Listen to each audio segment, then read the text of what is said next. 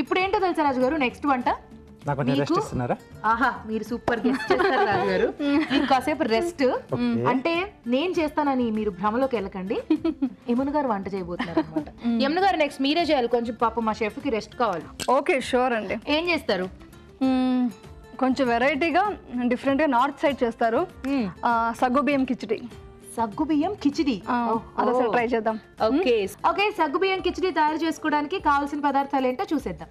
సగ్గుబియ్యం కిచిడి తయారు చేసుకోవడానికి కావలసిన పదార్థాలు: సగ్గుబియ్యం 1 కప్పు, వేరుశనగ పలుకుల పొడి 2 టేబుల్ స్పూన్లు, పోపు దినుసులు 1 టీ స్పూన్, తరిగిన అల్లం 1 టీ స్పూన్, తరిగిన పచ్చిమిరపకాయలు 2, కరివేపాకు 2 రెమ్మలు, ఉప్పు తగినంత, పసుపు చిటికెడు, కొత్తిమీర కొద్దిగా, నూనె 2 టేబుల్ స్పూన్లు, ఉడికించిన బంగాళదుంప ముక్కలు 2, ఎండుమిరపకాయలు 2.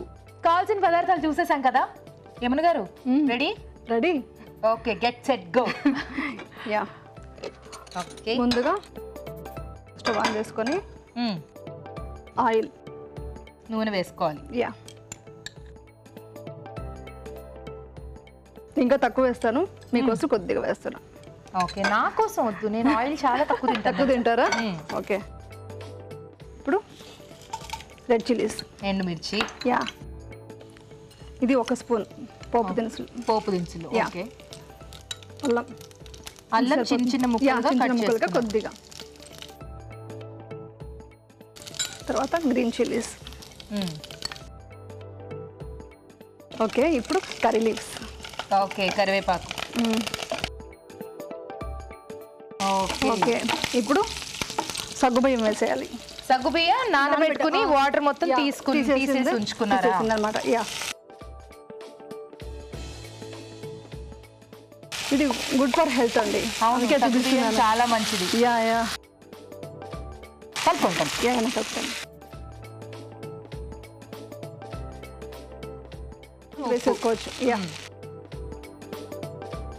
పించు ఎల్లో, పసుపు, బాయిల్ చేసుకున్న ఆలు.